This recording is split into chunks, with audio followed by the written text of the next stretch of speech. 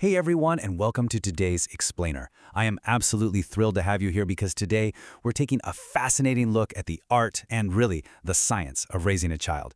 But we aren't just going to read through some dry list of psychological facts. Oh no, we are going on a journey. We're going to transform some deeply insightful research into a practical, step-by-step guide, all disguised as a simple short story.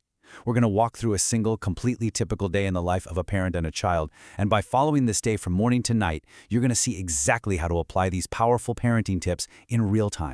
So while structure and discipline are obviously incredibly important in any household, the research makes it abundantly clear that parenting isn't just about laying down the law. The true essence of effective parenting is actively building your child's internal world. We're talking about their confidence, their emotions, and their personality. Today's explainer is really all about giving you the practical, everyday tools to nurture those exact traits. Here is our blueprint for the day ahead.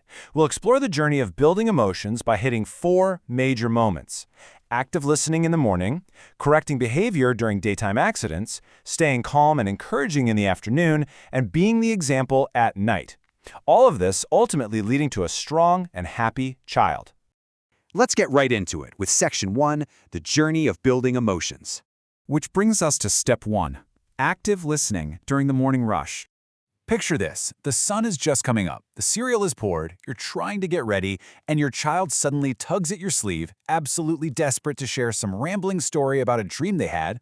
Step 1, the child speaks. Step 2, the parent listens carefully, and I mean really listens, putting down the phone, ignoring the clock for just a second, and making actual eye contact over the breakfast table. When you do this, you immediately trigger Step 3. The child feels safe and valued. Giving them your full attention in these seemingly tiny moments translates into a deep, deep sense of security to kick off their day. Moving on to Step 2, correcting behavior during daytime accidents. Okay, so it's mid-morning now, playtime is in full swing, and a typical everyday accident happens. Your child catches a cup of juice with their elbow, and splash, it is everywhere, a sticky mess. In the heat of the moment, as you're scrambling for paper towels, your instinctive reaction might be to snap.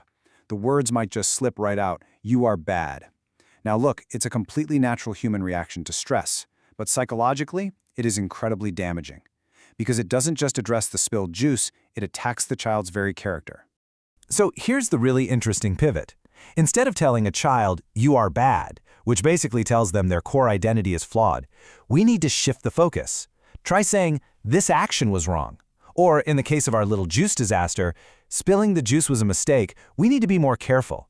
By separating the child's identity from their mistake, you fiercely protect their self-esteem while still teaching them a totally vital lesson about responsibility. Next up is Step 3, calm encouragement during the afternoon slump.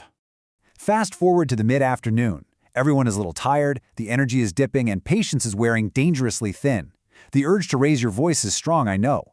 But remember this, too much shouting can create fear and emotional distance. It is absolutely critical to avoid. A child's nervous system essentially goes into overdrive when they're yelled at. They stop learning from whatever instructions you're giving, and instead they just build this invisible wall of emotional distance that completely separates them from you. Late afternoon rolls around and it is time for homework. Your child sits down and starts a really difficult math assignment. They hit a wall, they struggle, they erase, they get super frustrated, but they keep trying. They push through, and finally, after a lot of intense effort, they complete the task. And this brilliantly illustrates exactly how we should respond. The trap so many of us fall into is only praising the success and the final result, saying something like, "Great job getting an A." Instead, we absolutely must praise the effort by saying, "I am so proud of your hard work." Validating their grit and their perseverance teaches them that their worth isn't tied to being perfect. It's intrinsically tied to their resilience and their willingness to just try. All right, Step 4, be the example during the evening routine. The sun is finally setting, dinner is finished, and the house is winding down, which brings us to the master key that governs this entire day. Children learn more from what parents do than from what they say. It's that simple. You can lecture your child all day long about patience and kindness, but if you shout the second you get stressed, they absorb your actions, not your words. You are, literally, their greatest mirror. Which leads us to our final section, the result, a strong and happy child. And just like that, it's bedtime. Let's step back and look at the impact of our day. From actively listening at breakfast, to correcting behavior gently without crushing their spirit, to praising their hard work on that math homework, What does all of this actually build? It builds the loved child. A child who genuinely feels understood and loved is empowered to grow up stronger and happier. You are fundamentally forging a resilient personality and equipping them with the emotional armor they need for the real world. As we close the book on today's explainer, I want to leave you with this final thought. The true beauty of parenting is that every single morning brings a brand new, blank page. You have the power to write the narrative. So take these practical, psychological steps, bring them right into your own home, and ask yourself, what example will you set in your child's story tomorrow? Thank you so much for joining me on this journey. Keep learning, keep growing, and I'll catch you in the next explainer.